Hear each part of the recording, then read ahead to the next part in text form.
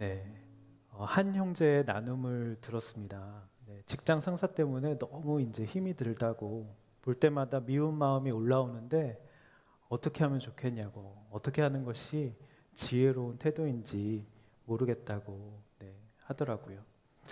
오늘은 여러분과 같이 오늘 본문에 나오는 두 가지 종류의 지혜를 살펴보기 원하는데요. 첫 번째는 땅의 지혜이고 두 번째는 하늘의 지혜입니다. 땅의 지혜가 무엇이고 하늘의 지혜가 무엇인지 주님의 음성을 듣는 귀한 시간 됐으면 좋겠습니다. 첫 번째로 땅의 지혜를 먼저 살펴보도록 하겠습니다. 땅의 지혜입니다. 13절, 14절입니다. 다 같이 한번 읽어볼게요. 시작. 여기 있는 사람이 누구입니까? 선한 행실을 통해 지혜에서 나오는 온유함으로 자기 행위를 보이십시오. 그러나 여러분의 마음에 지독한 시기심과 야심이 있다면 자랑하거나 진리를 대적해 거짓말하지 마십시오. 13절부터 16절에 보면요, 시기심, 야심 이것이 두 번이나 반복되고 있습니다. 14절에도 나오고요, 16절에도 나옵니다. 중요한 것은 반복되죠. 땅의 지혜의 그 뿌리에는 이 시기심과 야심이 있다는 말씀입니다. 이 시기심, 이 헬라어로 젤로스라고 하는데요. 성경에는 이 젤로스를 시기나 질투로 번역을 합니다. 여러분, 우리가 시기와 질투라는 말 얼마나 많이 쓰는지 몰라요. 그죠? 그런데 여러분들 중에 내가 시기 질투하고 있다고 인식을 하는 사람은 얼마나 몇이나 될까요? 저를 포함해서요. 환자인데 자기 증상에 대해서 인식을 못하는 것과 마찬가지인 것이죠. 그래서 심각한 것입니다. 우리가 한번 일상에서 시기 질투를 한번 생각을 해보죠. 경쟁자가 먼저 목표를 달성한 것에 대한 분노이자 불안감이 시기 질투입니다. 친구가 성공해서 막 앞서 나가고 있는데 나만 소외될 때 친미로 오르는 초조함이 또 시기 질투죠. 내 자리를 빼앗을까 봐 두려워하는 마음, 또 애써 미소를 지어보지만 기분이 상하고 주변을 의식해 기쁜 척하고 있지만 속이 뒤틀리는 것, 그것이 시기 질투입니다. 그래서 그 사람이 인정받지 못하도록 교묘하게 험담을 늘어놓거나 일부러 흠집을 내기도 하죠. 여러분, 근데 시기 질투가 왜 이토록 무서운지 아십니까? 누구도 내 안에 이것이 있다는 걸 인정하지 않으려고 합니다. 들키기 싫어하죠. 그래서 정말 회개하기가 너무 어려운 게 시기 질투입니다. 음란, 그죠? 거짓말, 미워하고 이런 거는 우리가 회개를 곧잘 하는데요. 내가 누구를 시기했습니다. 주님, 제가 시기 질투에 죄가 있습니다. 주님, 용서해 주시옵소서. 이렇게는 기도를 별로 안 하는 것 같아요. 저도 마찬가지고요. 이것을 절대로 드러내고 싶지 않아 하죠. 숨깁니다. 왜일까요? 곰곰이 생각해 봤는데 이 시기 질투는 모든 보이는 죄의 원형이더라고요. 죄의 본질이어서 그렇습니다. 이 사단 루시퍼가 그저 시기에서 그 자리를 떠나서 사탄이 된 것이죠. 그리고 시기심 다음에는 이제 말씀해 보니까 야심이 나오는데요. 이 시기 질투가 겉으로 뿜어져 나오는 것이 야심이라는 것이죠. 이 야심은 내가 가지지 못한 것을 수단과 방법을 가리지 않고 얻으려는 욕망인 것입니다. 여러분, 이 땅의 지혜의 뿌리는 이 시기, 질투, 그리고 야심인 것입니다. 그렇다면 이 땅의 지혜의 특징은 무엇일까? 15절을 한번 다 같이 한번 읽어보겠습니다. 이 땅의 지혜의 특징 15절입니다. 시작. 이 지혜는 하늘에서 오는 게 아니라 세상적이고 정욕적이며 마귀적입니다. 이 땅의 지혜의 특징 세 가지죠. 세상적, 정욕적, 마귀적. 이 땅의 지혜의 특징인 것이죠. 제가 책을 읽어봤는데요. 마키아벨리즘의 오징어 게임이란 책입니다. 미국에서 수백만 부가 팔렸어요. 인기 있는 책입니다. 이 책의 요지는 싸워서 최후의 1인이 되라는 거예요. 오징어 게임도 마지막에 최후의 1인이 되라는 것이 그 오징어 게임의 주요 골자지 않습니까? 삶은 낭만이 아니라 투쟁이고 먼저 물어뜯지 않으면 물어뜯기는 시대이니까 빼앗기고 울지 말고 먼저 빼앗고 웃는 자가 되라고 책은 말하고 있습니다. 그러기 위해서 맞기 전에 먼저 때리라고 책은 도발적으로 말하는데요. 무능은 그 자체가 악이라고 합니다. 자극을 즐기라고 하면서 성은 이긴 자에게 주어지는 능력의 상징이라고 하고요. 훔치는 것도 능력이라고 합니다. 그래서 빼돌리기와 가로채기로 내 것을 만들라고 하고요. 라이벌을 철저하게 짓밟으라고 합니다. 상대의 약점을 찌르고 나의 약점은 뻥끗도 하지 말라고 합니다. 시침이 떼고 배짱 있게 거짓말을 대놓고 하라고 수많은 또 예가 나오더라고요. 재밌게 읽었습니다. 여러분 이제 이런 걸 들으면서 이 땅의 지혜, 마키아벨리 그죠? 다 아시잖아요. 오징어 게임. 이 책에 이런 것들을 너무 잘 묘사를 했더라고요. 여러분 이런 걸 들으면서 세상에서 우리가 이렇게 살아야지 우리가 살아남지 않겠냐고 혹시 이런 생각이 드십니까? 이렇게 살지 않은 사람을 보면 진짜 너무 순진해. 이런 생각이 혹시 드십니까? 하지만 이러한 땅의 지혜를 갖고 행한 결과에 대해서 성경은 이렇게 말씀하고 있습니다. 16절 한번 읽어볼게요. 16절 시작. 시기심과 야심이 있는 곳에 혼란과 온갖 악한 행위가 있습니다. 여러분 시기심과 야심에서 혼란과 온갖 악한 행위가 나온다고 말씀하고 있습니다. 우리가 시기심과 야심하면 성경에서 빼놓을 수 없는 사람이 있죠. 누구죠? 시기, 질투, 화신, 사울이죠. 다윗이 전쟁에서 이기니까 백성들이 다윗에게 막 칭송을 하기 시작합니다. 사울이 죽인 자는 천천히지만 다윗이 죽인 자는 만만이다. 여인들이 막 노래를 불렀어요. 이 소리를 듣고 사울은 제정신이 거의 미쳐버립니다. 제정신이 아니었습니다. 자신보다 다윗을 더 높이 칭송한 그 노래를 들은 바로 다음 날 제정신이 아니어서 다윗에게 창을 던졌고요. 죽이지 말라고 다윗을 제발 그 아들 요나단이 간청을 했는데도 그 간청하는 아들까지도 죽이려고 합니다. 더 나아가서 여러분 다 아시는 것처럼 엔돌에 신접한 무당을 찾아가죠. 자신의 행동을 합리화하면서 이렇게 말씀합니다. 사무엘상 28장 15절 다 같이 한번 읽어보겠습니다. 시작. 하나님은 나를 떠나서 다시는 선지자로도 꿈으로도 내게 대답하지 아니하시기로. 나는 어쩔 수 없었다. 선지자로도 꿈으로도 당신 사무엘이 나에게 하나님의 뜻을 말해주지 않으니까 나는 어쩔 수 없이 무당을 찾아온 것이다. 하나님이 나를 떠났다. 합리화한 것이죠. 여러분 이렇게 질투와 시기에 사로잡히게 되면 하나님의 음성이 안 들립니다. 도무지 안 들리는 것이죠. 질투는 여러분 우리의 귀를 막습니다. 그래서 우리가 끊임없이 어떻게 보면 시기와 질투가 나의 원동력이 될 수도 있어요. 그래서 끊임없이 땅의 지혜를 찾고자 그죠? 끊임없이 책을 읽고 자기 개발을 하고 나에게 도움이 될 만한 사람들을 끊임없이 찾아다니는 것이죠. 그래도 그것이 그냥 내 생각에 집착하는 것에 불과합니다. 그 이상도 이하도 아닌 것이죠. 여러분 지혜의 근본은 여호와를 경외하는 것이라고 했습니다.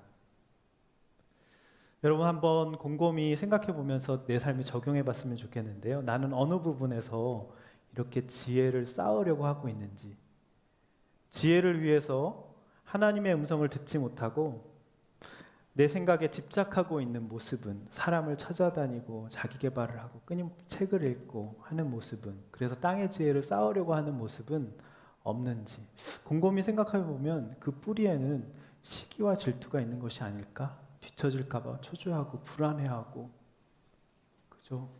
내 자리가 뺏길까 봐 그죠? 세상에서 내가 차지할 나의 위치가 없는 것 같고 불안하고, 그래서 우리가 땅의 지혜를 쌓으려고 하는 것이죠. 여러분 그렇다면 이제 하늘의 지혜는 어떤 것일까? 하늘의 지혜는 어떤 것일까? 어떤 모습일지 13절 한번 보도록 하겠습니다. 13절 시작. 여러분 가운데 지혜롭고 분별력 있는 사람이 누구입니까? 선한 행실을 통해 지혜에서 나오는 온유함으로 자기의 행위를 보이십시오. 여러분, 하늘의 지혜의 첫 번째는 온유함입니다. 온유함. 야고보 사도는 이 지혜에서 나오는 온유함으로 자기 행위를 보이라고 지금 말씀하고 있는 것이죠. 여러분, 온유함을 어떻게 우리의 행위로 보일 수 있을까요? 여러분, 우리가 땅의 지혜를 추구하느라 예수님을 믿지 못하는 가족과 직장 동료들이 그 땅의 지혜를 구하느라 하나님을 믿지 못하고 끊임없이 방황하고 힘들어하고 화를 쏟아내고 사람 관계에 집착하고 이제 그런 주변 사람들이 우리 가족일 수도 있고 믿지 않는 동료일 수 있습니다. 이런 사람들을 이제 품는 것이 이제 온유함이죠. 그런데 이 사람들을 품으려면 여러분, 내 성품에 온유함, 참고 인내하고 이런 온유함으로는 절대로 되지가 않는다는 것이죠. 그러기 위해서 우리가 예수님의 온유함을 배워야 합니다. 네, 십자가로 처리된 온유함을 배워야 하는 것이죠. 내 힘으로는 온유함은 만들 수도 지을 수도 없습니다. 그런데 온유함은 어떻게 배울 수 있을까? 우리 마태복음 11장 28절에서 30절 한번 다 같이 한번 읽어보겠습니다. 시작. 수고하고 무거운 짐진 자들아 다 내게로 오라. 내가 너희를 쉬게 하리라. 나는 마음이 온유하고 겸손하니 나의 멍에를 메고 내게 배우라. 그리하면 너희 마음이 쉼을 얻으리니 이는 내 멍에는 쉽고 내 짐은 가벼움이라 하시니라. 여러분, 이 말씀 우리가 많이 들어서 아는 말씀이죠. 네, 한번 띄어놔 주시겠어요? 여기 말씀에서 쉼을 얻는 방법이 뭐라고 하나요? 네, 내려주시고요. 우리는 쉰다고 하면 노는 것이 쉬는 건 줄 알고 있는데요. 여기 보면 멍에도 짐도 다 내려놓아야 할 것 같은데 쉬려면, 근데 여기 보면 주님의 방법 완전 다릅니다. 네. 수고하고 무거운 내 짐을 내려놓고 예수님의 멍에를 매래요. 그죠? 우선 내 수고하고 무거운 짐진 것들을 내려놔야겠죠? 그렇기 때문에 이제 힘들어서 예수님께 온 거 아닙니까? 내려놓고 예수님의 멍에를 메고, 그죠? 그 짐을 예수님의 짐으로 바꿔 매래요. 이게 쉼이래요. 이게 무슨 말일까요?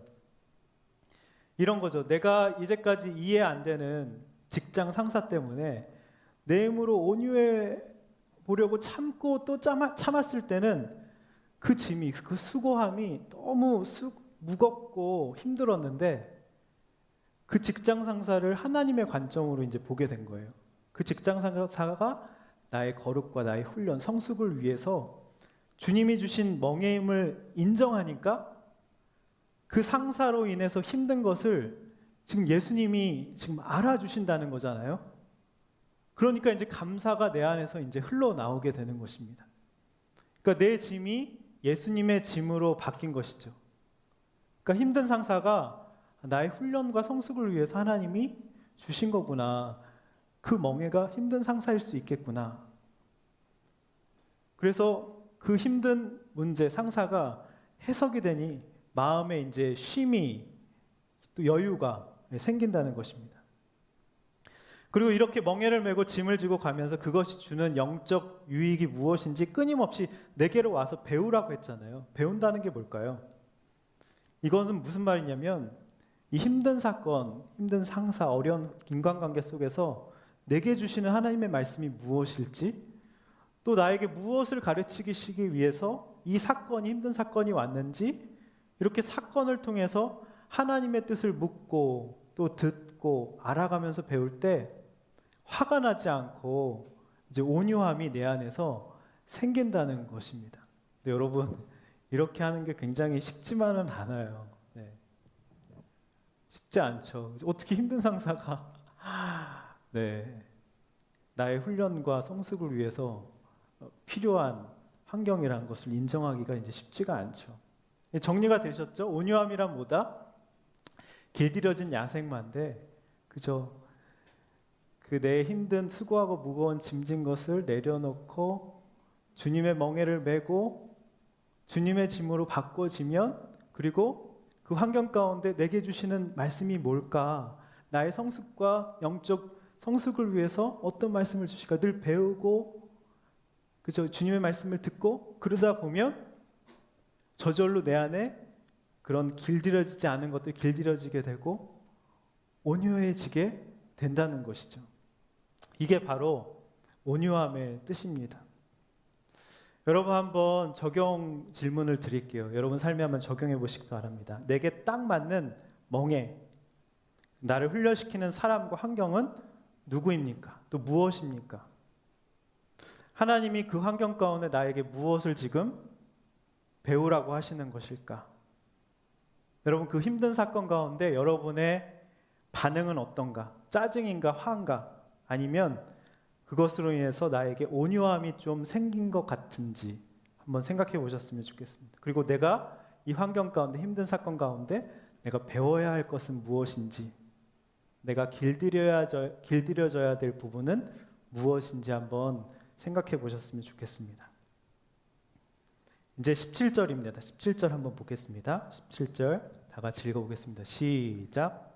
그러나 하늘에서 오는 지혜는 무엇보다도 성결하고 또한 화평하며 관용하고 양순하며 긍휼과 선한 열매가 가득하며 편견과 위선이 없습니다. 네, 하늘에서 오는 지혜가 한 번에 쫙 나오고 있는데요. 성결부터 좀 볼게요. 빨리빨리 한번 살펴보도록 하겠습니다. 성결이 여러분 왜 지혜일까요? 성결이 지혜라고 하는데 마태복음 5장 8절 한번 보겠습니다. 5장 8절 시작. 마음이 청결한 자는 복이 있나니 그들이 하나님을 볼 것이요. 성결, 청결, 깨끗함 다 똑같은 의미입니다. 마음이 깨끗한 사람은요 하나님의 말씀을 있는 그대로 받아들입니다. 하나님의 하나님 되심을 그대로 인정하는 것이죠. 그래서 모든 일에 있어서 하나님의 뜻이 무엇인지 구하고 모든 일에 하나님의 뜻을 알게 된다는 것입니다. 하나님을 볼 것이라고 했잖아요. 마음이 깨끗하면 있는 모습 그대로 그냥 있는 말씀을 있는 그대로 받아들이는 것이죠. 순수하게 어린아이와 같이.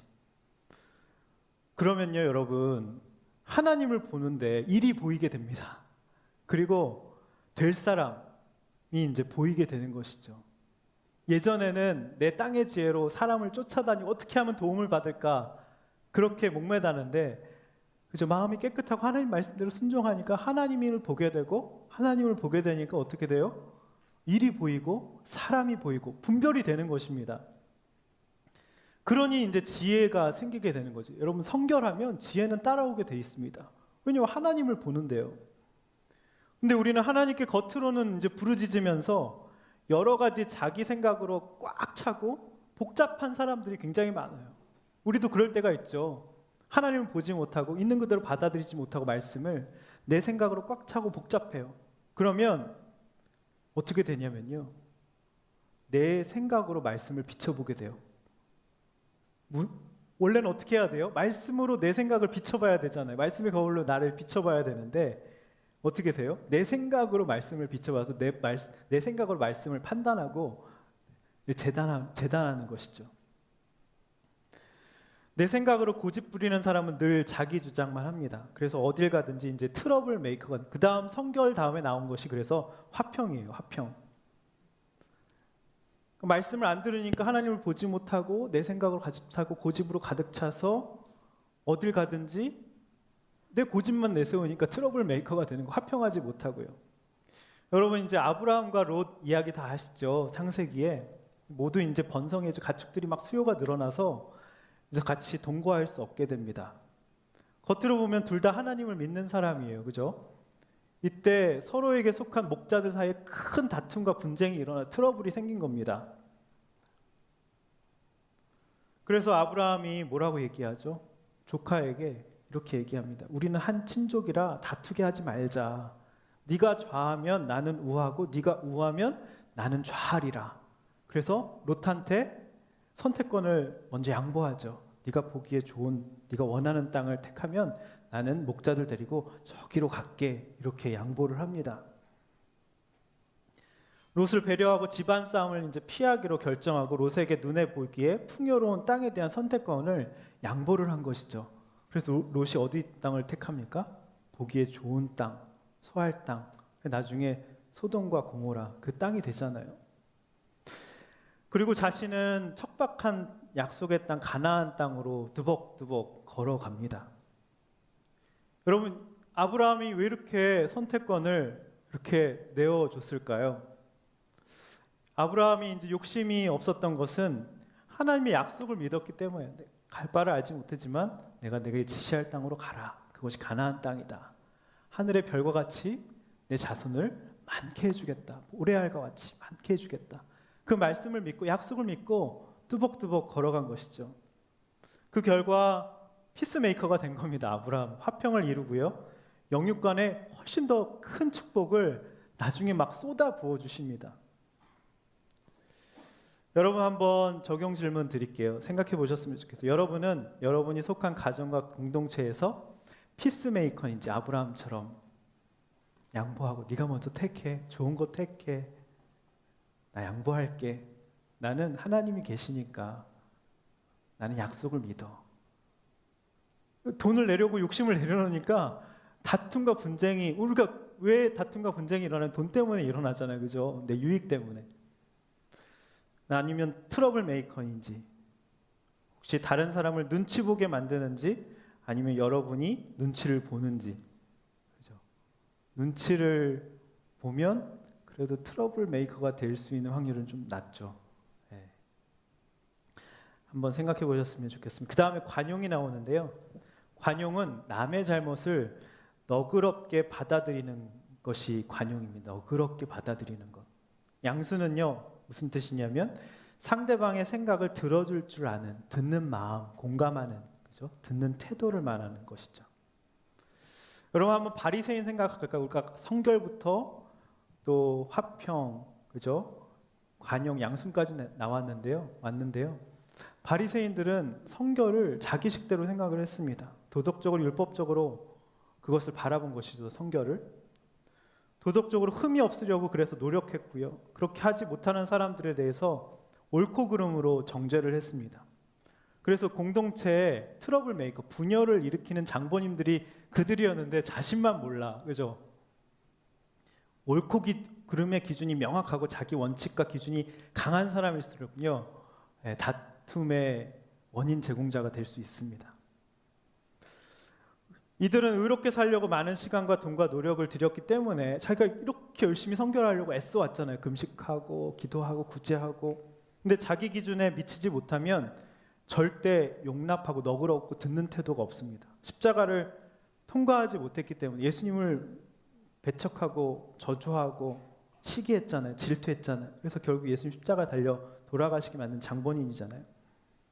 그러니까 예수님의 십자가를 모르니까 이런 태도가 나오는 것이죠.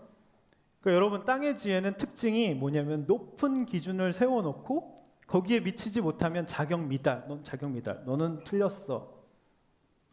그죠? 자기가 열심히 살아왔기 때문에 기준이 높아요. 그래서 내 기준을 무너뜨리고 내가 틀릴 수도 있다는 걸 절대로 받아들이지 않고 그래서 관용이란 없습니다. 네. 양순이란 없어요. 듣는 태도, 공감 뭐 이런 게 없는 것이죠. 내가 그동안 얼마나 열심히 살았는지 네가 알아? 내가 얼마나 열심히 노력했는지 네가 알아? 그래서 인정받지 못하면 화를 내는 것이죠. 화를 안 내는 것 같은데 기준이 강한 사람은 그 안에 내재된 분노가 장난이 아닙니다. 그래서 그저 내 편만 나 기분 좋게 하는 나에게 좋은 소리 해주는 사람만 옆에 두려고 하고요. 자신을 나를 알아주는 게 최고의 항상 최고라고 생각합니다. 그래서 내 사정을 알아주는 사람끼리 이렇게 끼리끼리 모이게 되고요. 하나님 편이 아니라 내 편인 사람만 찾아다니고 요즘에 사회적으로 이제 진영 논리가 그런 것 같아요. 진영 논리에 빠진 사람을 보면 멀쩡히 우리가 일상 얘기하다가 이제 진영에 대한 얘기가 나오고 그 어느 한 부분이 딱 건드려지면 이제 먹통인 걸 보게 되잖아요. 그죠? 어느 진영이 진보든 보수든 다 똑같습니다. 그래서 이제 끼리끼리 모이게 되고 내 편 아닌 사람들에 대해서 냉혹하리만큼 가차 없이 이제 비판을 하게 되는 것이죠. 이번 대선을 보니까 이제 통합 이런 거는 별로 없었던 것 같아요. 내 편이냐 아니냐가 굉장히 중요한 것이죠. 여러분 지혜는요 너그럽게 받아들이는 것이고요. 편견이 없는 것입니다. 상대방의 말을 듣는 마음인 거예요.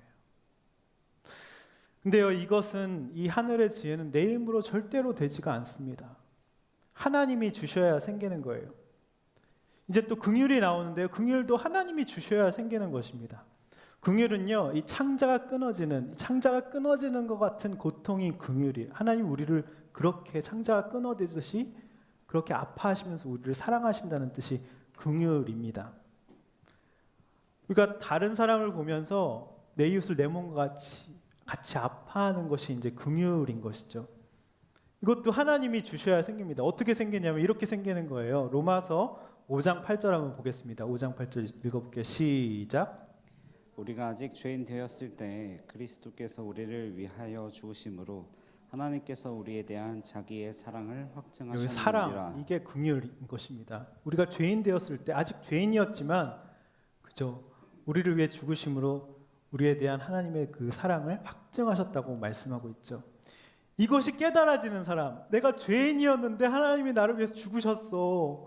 나를 창자가 끊어지는 아픔으로 나를 품으시고 사랑해 주셨어. 이게 깨달아지는 사람만이 누군가를 긍휼히 여길 수 있다는 거예요. 긍휼은 내가 만들 수도 지을 수도 없어. 이게 깨달아져야지만, 십자가가 깨달아져야지만 되는 것이 긍휼인 것이죠.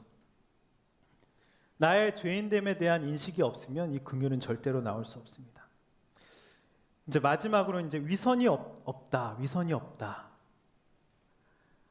17절에 보면 위선이 없다라고 나오는데요. 위선이 없다는 것은 뭐냐면은 가면을 쓰지 않고 솔직하다. 위선이 없다는 것은 페르소나 알죠? 이게 인격의 가면. 우리가 누구를 만나면 이렇게 굉장히 친절하게 하고 어떤 자리에 가면 어떤 가면을 어떤 자리에 가면 이게 페르소나 인격이라는 가면이라는 것이죠. 이게 이제 위선이 없다라는 뜻이에요. 가면을 쓰지 않고 솔직하다. 여러분 솔직함이 용기이죠. 솔직함은 정말 용기가 필요합니다. 모르는 것을 모른다고 말할 수 있는 그 솔직함, 그죠? 저는 그거 잘 모르겠습니다. 배우지 못한 것 같아요. 잘 모르는 부분이거든요. 이렇게 이것도 용기죠. 또 아는 것을 애써 잘난 척하지 않는 것도 이제 지혜인 것이죠. 이렇게 가면을 쓰지 않고 솔직한 사람은요, 다른 사람에게 굉장한 편안함을 줍니다. 그 사람 앞에 가면 이제 무장 해제가 되는 것이죠. 여러분 예수님은 굉장히 솔직하고 진솔한 분이셨어요. 또한 그런 분이셨기 때문에 솔직한 사람을 굉장히 좋아하셨습니다. 여러분 세리와 죄인들이 그죠? 예수님의 친구라고, 세리와 죄인의 친구라고 하셨잖아요. 그죠? 세리와 죄인들은 가진 게 없고 죄밖에 지은 게 없어. 그러니까 자기의 있는 모습 없는 모습 다 그대로 드러내고 예수님께 고백하고 진솔하게 나아간 거예요. 그래서 예수님이 그들과 같이 식사하시길 좋아하시고 같이 머무기를 좋아하시고, 그래서 바리새인 서기관들 그러고 보면서 세리와 죄인의 친구, 저 먹기를 탐하는 사람, 예수님은 엄청 비난했는지 모릅니다.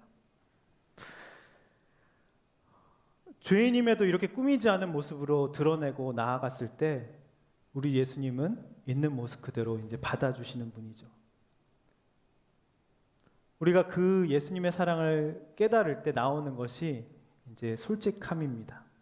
이것이 바로 솔직함의 지혜인 것이죠.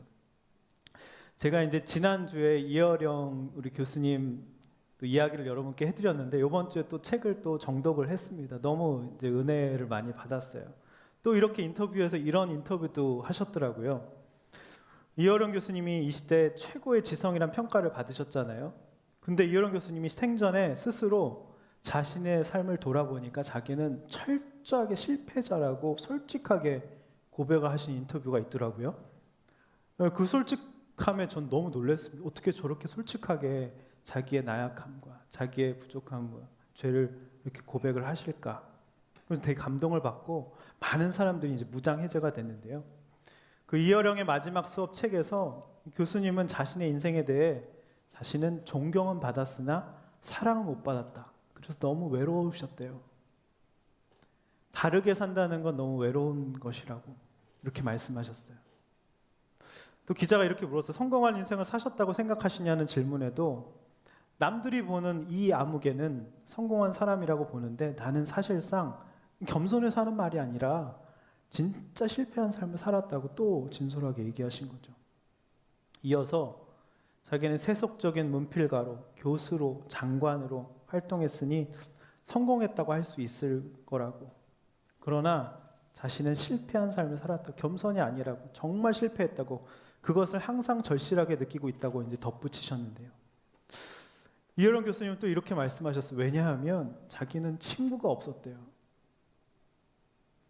그래서 내 삶은 실패한 거라고 하셨어요. 혼자서 나의 그림자만 보고 달려왔다고 하시더라고요. 자기의 삶이 그러셨대요. 동행자 없이 숨가쁘게 여기까지 달려왔다고 하셨어요. 더러는 동행자가 있다고 생각했는데 나중에 알고 보니까 경쟁자였다고 이렇게 말씀하셨습니다. 너무 진솔한 고백이시죠. 자신의 삶을 또 실패자라고 이렇게 솔직하게 고백을 하시고, 근데 너무 외로우셨을 것 같다는 생각은 듭니다. 또 가족들과 또 딸과 같이 시간도 많이 못 보내고 너무 미안하고 이런 것들이 막 감정이 이렇게 교차되셨을 것 같아요. 그래서 이렇게 인터뷰를 하셨던 것 같습니다. 여러분, 하늘의 지혜를 깨달은 사람만이 할 수 있는 것은 바로 이 솔직한 고백입니다. 나는 실패자다. 나는 친구가 없었다. 동행자가 없었다. 이 솔직함에서 여러분 지혜가 느껴지시지 않습니까? 이 솔직함은 지혜인 것이죠. 여러분 한번 적용해 보셨으면 좋겠습니다. 나에게 한번 이렇게 질문해 보세요. 여러분의 솔직함은 십자가로 처리된, 의여론 교수님도 예수님 만나시고 세례 받으시고 그 전의 삶과 이후의 삶이 완전히 달라지셨잖아요. 그죠? 여러분의 솔직함은 십자가로 처리된 솔직함인지 아니면 지혜 없는 솔직함인지. 지혜가 없으면요 함부로 말하게 돼요. 솔직이라는 미명으로요 다른 사람을 배려 없이 상처 주기도 하고요, 고발하기도 하고요. 지혜 없이 솔직함이 얼마나 사람에게 상처가 될 수 있는지 또 모릅니다. 여러분의 솔직함은 십자가로 처리된 솔직함인지 아니면은 지혜 없는 솔직함인지, 한 몇 대 몇인지, 한 5대 5인지 아니면 4대 6인지 한번 생각해 보셨으면 좋겠습니다. 마지막 18절 보겠습니다. 18절 시작. 의의 열매는 화평하게 하는 사람들이 화평의 씨를 뿌려 거두는 것입니다. 네, 화평이 또 한 번 강조되고 있어요. 다시 한번 화평에 대해서 야고보 사도는 말씀하고 있는데요. 여러분, 우리는 다툼과 분쟁이 없는 것을 화평이라고 착각을 합니다. 피스. 다툼과 분쟁이 없고 갈등도 없고 평온한 상태. 이것을 피스라고, 화평이라고 착각을 해요. 여러분, 아브라함의 인생을 아까 볼게요. 그죠? 그 조카 롯과 목자들이 다투고 분쟁이 있었죠. 끊임없이 다툼과 분쟁의 연속의 삶이었습니다. 아브라함은요. 블레셋 땅으로 갔을 때는 그 블레셋 왕 아비멜렉의 종들이 아브라함이 열심히 종들과 같이 우물을 파가지고 샘을 나오게 만들었는데 우물을 그 아비멜렉의 종들이 빼앗아 버린 거예요. 그래서 어려움을 겪기도 했어요. 갈등을 겪기도 했어요. 또 조카 롯 때문에 소돔과 고모라에 간 거예요. 롯이. 그래서 그 나중에 그 남부 연합군 북부 연합군이 이렇게 싸우거든요. 그래서 롯이 거기 잡혀가요. 그래서 어쩔 수 없이 그 다툼과 분쟁의 현장에 뛰어들 수밖에 없었어요. 아브라함은 갈등과 분쟁과 다툼의 연속이었습니다. 그 전쟁에 휘말린 것이죠. 그러니까 조카 롯에게 선택권을 양보했잖아요. 너가 좋은 땅 택하라고. 그 양보한 것은 단순히 갈등을 피하기 위해서 돈으로 그냥 너 이거 돈 줄게 그냥 돈으로 다 해결하자 이렇게 해결한 게 아니었어요. 아브라함 가족 간, 친인척 간, 국가 간에 이 갈등할 때, 다툼과 분쟁이 일어날 때마다 없는 게 피스가 아닙니다. 이렇게 일어날 때마다 하나님을 찾았습니다. 하나님을 찾았어요. 말씀을 찾고 말씀을 있는 그대로 순수하게 하나님을 받아들이고 말씀을 받아들이고 보고, 그죠? 청결한 마음으로. 그러니까 우리가 갈등해서 부딪힐 때마다 말씀 속에서 십자가를 길러놓고 내가 십자가 지겠다고 하나님의 뜻을 알고자 이렇게 치열하게 아브라함처럼 고민하면요, 갈등하고 다툼과 분쟁 속에서 무엇이 하나님의 뜻일까? 아까 서두에서 그랬잖아요. 어떤 한 형제가 자기는 직장 상사 볼 때마다 너무 미는데 어떻게 하는 게 지혜로운 태도인지 모르겠다고. 이렇게 갈등과 힘든 사건 그때마다 이건 나에게 온유함을 배우라고 하시는 거구나. 이 수고하고 무거운 짐, 내 힘으로 하려니까 무겁고 힘들지 내려놓고 이게 주님의 짐이 되면 멍에를 메고, 멍에는 이거잖아요. 이렇게 코에 뚫어가지고 멍에를 메면 짐을 굉장히 소가 쉽게 끌 수 있잖아요. 그게 멍에의 뜻이에요, 여러분. 그러니까 예수님의 멍에를 메고 예수님의 짐을 지면 쉽고 가벼워지는 거구나. 이게 나의 성숙을 위해서 하나님이 주시는 세팅이구나. 절묘한 세팅이구나. 아브라함도 갈등과 분쟁과 다툼이 오면 이건 나의 성숙을 위해서 하나님을 더 찾으라고 주시는 축복이구나. 이렇게 깨닫게 되는 것이죠. 그래서 그 갈등과 다툼과 분쟁은 더 이상 나쁜 일, 힘든 일이 아닙니다. 오히려 하나님의 깊은 뜻을 깨닫게 하시려는 사건이고요. 나를 보호하시고 이렇게까지 나를 사랑하셔서 주신 사건이야. 나를 성숙하게 하시려고, 나를 단련하게 하시려고, 그죠? 연단받게 하셔서 인내를 온전히 이루기 위해서 하나님이 주신 사건이네. 이제 고백하게 되는 것이죠. 그래서 이게 선순환이 일어나서 점점 더 남에게 나눠줄 것이 많게 되고 내 간증이 많아지게 되고 하나님과 동행한 그런 나의 재산 목록이 점점 많아지게 되는 것이죠. 그것이 바로 의의 열매인 것입니다.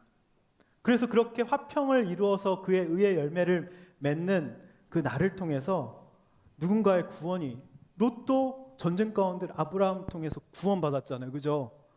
그렇게 수고하고 무거운 짐진 것을 내려놓고 예수님의 멍에를 메고 예수님의 짐을 지고 말씀을 통해서 예수님께 늘 나에게 왜 이 사건을 주셨는지 배우고 듣고 갈등과 다툼과 분쟁 가운데 그 사건 속에서 나를 성숙케 하시는 하나님의 뜻을 깨달은 사람만이 화평케 하는 사람, 피스메이커가 되어서 다른 사람이 보이는 거예요. 다른 사람의 구원.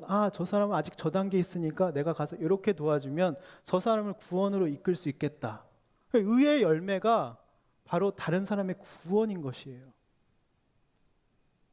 그래서 하늘의 지혜의 최종 결론은 의의 열매인 다른 사람의 구원을 맺게 되는 것이 하늘의 지혜의 최종 결론입니다.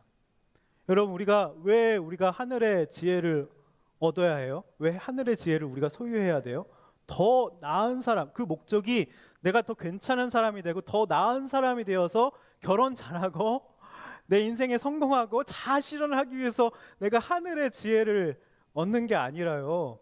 하늘의 지혜는 왜 우리가 소유해야 되냐면 아브라함처럼 나를 통해서 누군가의 구원, 의의 열매를 맺게 하시기 위해서 하나님이 나에게 여러 가지 사건을 주신다는 것이죠.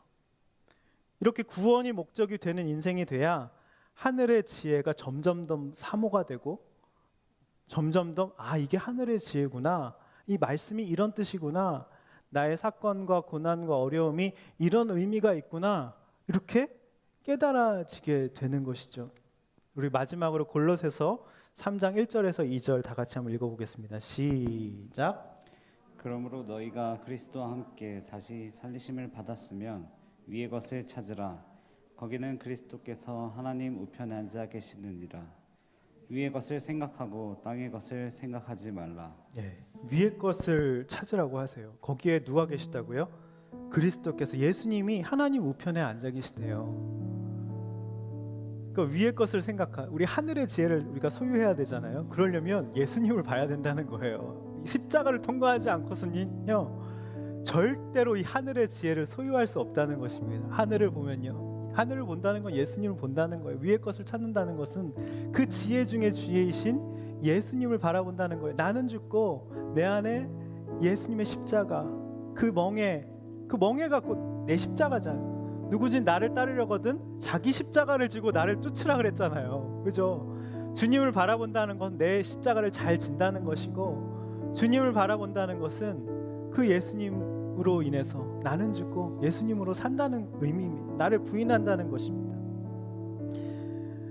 이 예수님을 모르고서는 내 힘과 능으로는 절대로 온유, 성결, 화평 이런 것이 또 다른 율법이 되면 절대로 안 돼요. 여러분, 내가 참고 인내해야지, 성결해야지, 그럼 바리새인이 되는 거예요. 내 기준을 또 세워놓고선 그러지 못한 사람 판단하고 정죄하면서 그렇게 또 악순환이 계속 되는 것입니다. 이 하늘의 지혜는 예수님을 바라볼 때 저절로 내 잔이 흘러 넘치나이다. 저절로 되는 거예요. 저절로 긍휼이, 나 같은 죄인 살려주셔서 너무 감사해서 긍휼이 되는 것이고요. 나의 이야기도 하나님 다 들어주시고 기억해 주시고 귀담아 들어주시는데 나 같은 죄인의 말도, 허무맹랑한 말도, 그죠? 말도 안 되는 말도 다 들어주시는데 내가 저 사람 말 못 듣겠습니까? 힘들게 하는 나의 직장 상사, 나의 훈련을 위해서 예수님도 우리를 위해서 다 십자가를 지시고 고난을 받으셨잖아요. 우리를 구원하시기 위해서. 저 사람이 몰라서 그러는 거죠.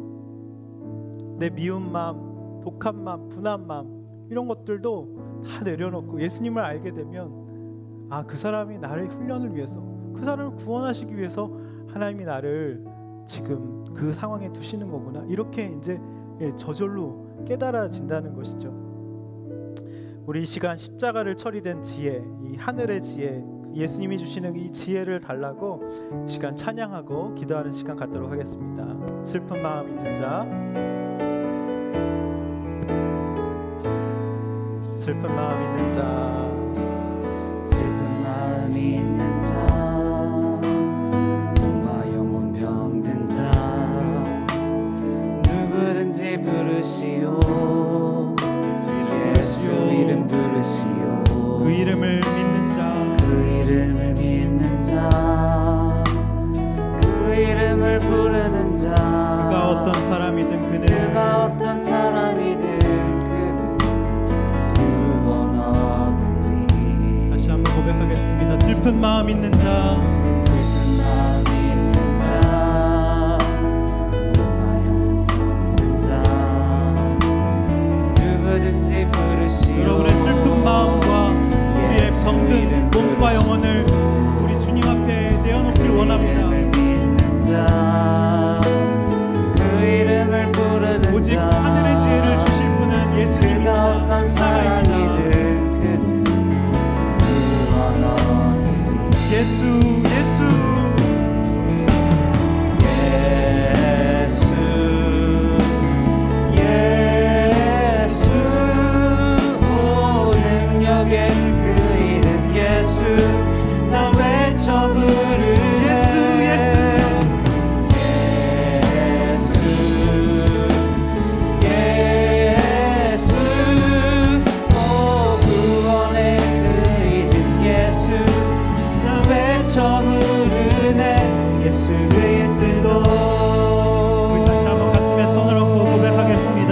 슬픈 마음 있는 자, 슬픈 마음 있는 자,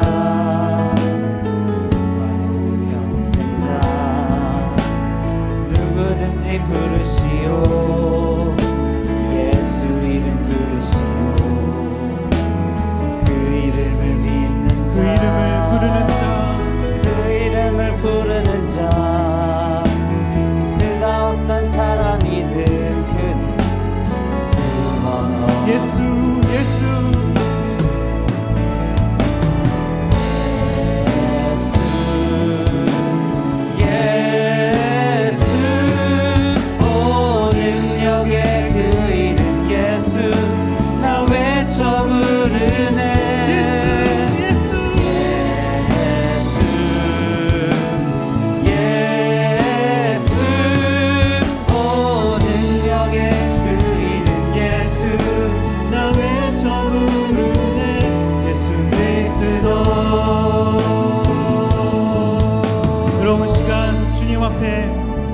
간절하게 이 시간 기도하기 원합니다. 시기와 질투, 오늘 이 부분에 대해서 주님 앞에 구체적으로 회개하며 기도하기 원합니다. 하나님, 주님, 제 안에 시기와 질투가 있음을 인정합니다. 내 안에 없는 것에 열등감을 느끼고 초조해하며 다른 사람에게 있는 것을 부러워하며 하나님, 친구와 하나님 경쟁자가 앞서가는 것이 초조하고 두려워하고 속이 뒤틀려서 하나님, 내가 인생이 지옥입니다. 하나님, 이런 내 자신을 불쌍히 여겨달라고 하나님, 시기와 질투가 정욕적이고 마귀적이고 땅의 지혜를 구할 때 생긴다는 것인데, 하나님 질투에 사로잡혀서 하나님의 음성을 듣지 못하고 하나님을 보지 못하고 귀가 막혀서 끊임없이 책을 읽고 자기 개발을 하고 좀 더 괜찮은 사람이 되면 하나님이 나를 사랑하실까, 사람들이 나를 인정해 줄까 하면서 하나님 그렇게 공허하게 살아가고 있는 하나님, 죄인인 나를 불쌍히 여겨달라고, 그래서 나에게 도움이 될 만한 사람들에게 집착하고 하나님 관계가 중독되어서 그런 사람들을 찾아다니며 내 생각에 집착하는 날 불쌍히 여겨달라고 이 시간 주님 앞에 회개하며 불쌍히 여겨달라고 기도하며 나가겠습니다. 기도하겠습니다. 하나님 아버지, 이 시간 시기와 질투의 문제를 주님 앞에 내어놓습니다. 하나님, 내 안에 없는 것을 열등감을 느끼고 하나님 초조해하며 하나님 주님 사탄에게 사로잡혀서 하나님 다른 사람에게 있는 것을 부러워하며 하나님 친구와 경쟁자가 앞서가는 것이 초조하고 두려워하며 하나님 우울해서 우울해하며 하나님 속이 뒤틀려서 하나님 사울처럼 하나님 아버지 나 외쳐 부르네 예수 그리스도 세상적이고 정령적이고 마귀적인 땅의 지혜를 구하며 하나님 질투에 사로잡혀 하나님의 음성을 듣지 못하고 끊임없이 자기 개발을 하고 책을 읽으며 나에게 도움이 될 만한 사람을 비웃고 찾아다니며 내 생각에 집착하는 날 불쌍히 여겨 주시옵소서. 하나님 이 시간을 은혜롭게 여겨주시고 하나님 우리 가운데 주님의 십자가의 사랑을 부어주시옵소서. 우리의 몸과 영혼이 병들었습니다. 이 시간 예수 이름을 부르고 하나님 그 이름을 믿고 하나님 그 이름을 부릅니다. 하나님 그 이름을 부르는 사람 어떤 사람이 구원받는다고 하셨는데 하나님 그 능력의 그 이름을 붙듭니다. 하나님 능력의 그 이름, 구원의 그 이름을 부릅니다. 하나님 예수님 나를 구원하여 주시옵소서. 나의 마음과 내 모든 슬픔과 우울한 마음을 떠나가게 하여 주시옵소서. 주여.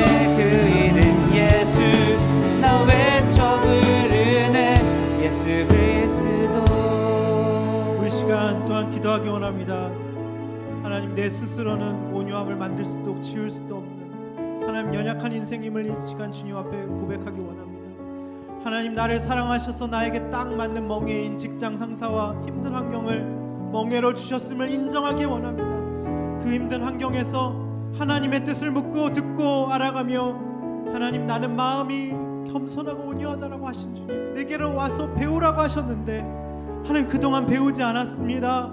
마음이 강팍하고 바리새인처럼 내 기준으로, 그래서 성내며 옳고 그름으로 따지며 다른 사람을 정죄하며 함부로 말하며 주님을 만홀히 여긴 것 죄송합니다. 주님, 나를 불쌍히 여겨달라고 하나님, 내 이런 힘든 환경에서 이제 화내지 않고 내가 길들여진 온유함을 달라고 이 시간 기도하기 원합니다. 하나님, 그래서 마음이 깨끗한 자가 되어 하나님의 말씀을 있는 그대로 어린아이같이 순수하게 받아들이게 해달라고, 하나님의 하나님 되심을 그대로 인정하는 우리의 삶이 되게 해달라고, 아브라함처럼 하나님의 약속을 믿으며 하나님 욕심을 내려놓고 양보하며 피스메이커가 되게 해달라고 이 시간 다 같이 기도하며 나가겠습니다. 기도하겠습니다. 하나님 아버지, 이 시간 기도합니다. 하나님, 내 힘으로 온유를 만들 수도 지을 수도 없는 것을 고백합니다. 하나님, 나에게 딱 맞는 어려운 환경과 힘든 환경과 직장상으로 멍에를 주셨음을 인정하게 하여 주시옵소서. 그 환경에서 하나님의 뜻을 묻고 듣고 알아가며 배우게 하여 주시옵소서.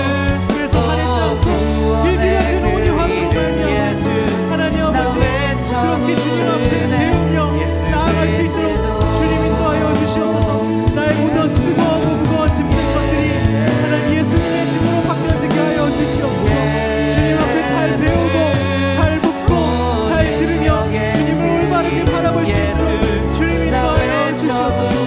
아브라함처럼 하나님의 약속을 믿으며 욕심을 내려놓고 양보하며 하나님 다른 사람의 구원을 위해서 하나님 감격케 하는 자가 될 수 있도록 주님 인도하여 주시옵소서. 주님 아버지,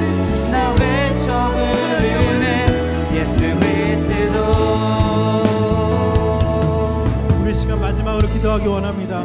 다른 사람의 잘못을 너그럽게 받아주며 상대방의 생각을 들어주는 하나님 듣는 마음을 달라고, 관용하고 양순하게 해달라고, 또한 긍휼은 나 같은 죄인도 죽으심으로 나에 대한 사랑을 확증하셨다고 하셨는데 그 주님의 창자가 끊어지는 긍휼과 고통을 내가 깨달아 나 같은 죄인도 구원해 주셨는데 하나님 다른 사람을 비판하고 정죄하는 것이 아니라 긍휼히 여기게 해달라고 이 시간 기도하기 원합니다. 하나님 이 시간 또한 마지막으로 기도할 때 하나님 가면을 쓰지 않고 솔직한 지혜를 내게 달라고, 그래서 다른 사람에게 편안함을 주는 그런 인생이 되게 해달라고 이 시간 마지막으로 기도할 때 하나님 화평으로 심어 의의 열매를 거두라고 하십니다.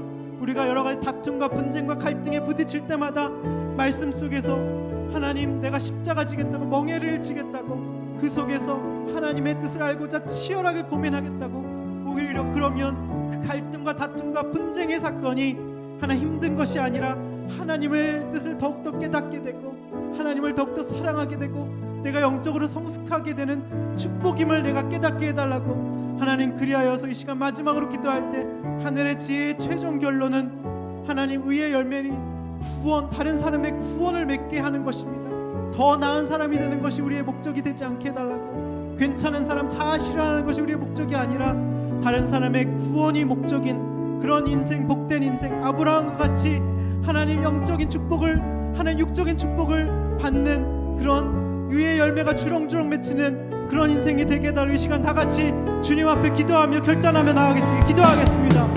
하나님 아버지, 이 시간 마지막으로 기도합니다.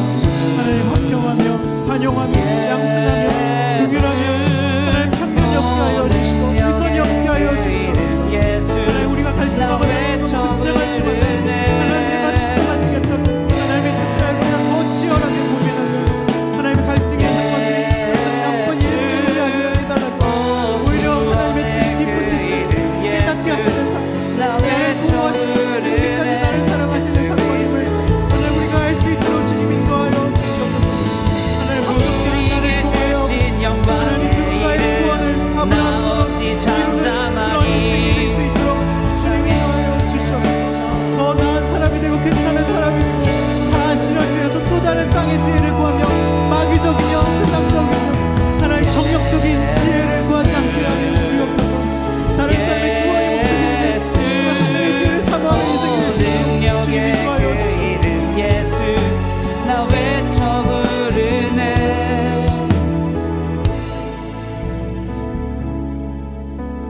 하나님 제 안에, 우리 안에 시기와 질투가 있음을 보게 하여 주시고 인정하게 해주신 것 감사합니다. 내 안에 없는 것에 열등감을 느끼며 다른 사람에게 있는 것을 부러워하며 초조하고 두려워하며 속이 뒤틀리는 모습이 제 안에 있는 것을 인정하지 않을 수 없습니다.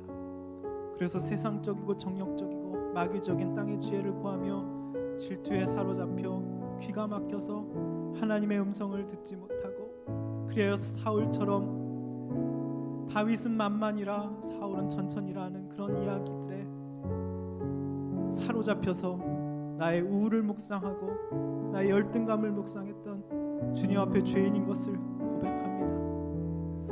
하나님, 그러나 나 같은 죄인도 주님이 먼저 사랑하셔서 아직 죄인 되었을 때 나를 위해 죽으심으로 나에 대한 주님의 사랑을, 하나님의 사랑을 확정하셨다고 하시는데, 창자가 끊어지는 애통으로 긍휼로 나를 품어주시고 사랑해 주셔서 감사합니다. 나 같은 죄인도 구원하여 주시고 여기까지 벼랑 끝에서 살려주신 것 너무나도 감사를 드립니다. 이제 그 주님의 십자가 사랑을 깨닫고 성결하기 원합니다. 아브라함처럼 롯에게 양보하며 피스메이커가 되게 해주시고 다른 사람의 구원을 위해서 사는 이타적인 삶이 될 수 있도록 인도하여 주시옵소서. 하나님, 가족 간에, 직장에서 하나님 나를 힘들게 하는 모든 사람들을 미워하지 않게 해주시고 너그럽게 받아들이고 하나님 그들의 생각을 듣는 태도로 겸손하게 듣고 나를 긍휼히 여겨주신 것처럼 그들을 긍휼히 여길 수 있도록 주님 우리를 붙들어 주시옵소서. 하나님, 가면을 쓰지 않고 솔직하게 하여 주시옵소서. 그래서 다른 사람들에게 편안함을 주는 인생으로, 축복된 인생으로 우리를 사용하여 주시옵소서. 우리 인생 가운데 갈등과 다툼과 분쟁이 온다고 하십니다. 아브라함처럼 하나님, 그것이 인생이라고 하십니다. 갈등과 다툼과 분쟁이 없는 것이 평화가 아니라 화평이 아니라 하나님 그런 삶 가운데서도 하나님 품으로 파고들고 하나님을 사모하며 성숙으로 나아가며 하나님 그런 것이 바로 화평이란 것을 오늘 깨닫게 해주시니 감사합니다. 이제 우리가 하늘의 지혜 최종 결론인 다른 사람의 구원을 위해 나가게 하여 주시옵소서. 하나님 나의 자아실현이나 괜찮은 사람이나 내가 성공하는 안정적인 삶을 산 돈 많이 버는 것이 목적이 되지 않게 하여 주시고 이타적으로 예수님처럼 그렇게 다른 사람의 구원을 위해서 나갈 때 아브라함에게 허락하셨던 육적 영적인 축복을 우리에게 우리 모든 사랑하는 청년들에게 부어 주시옵소서. 우리 사랑하는 청년들을 축복하여 주시옵소서. 주님께 영광을 돌려드리며 감사드리며 예수님의 이름으로 기도드립니다. 아멘. 주님 앞에 영광의 박수 올려드리도록 하겠습니다.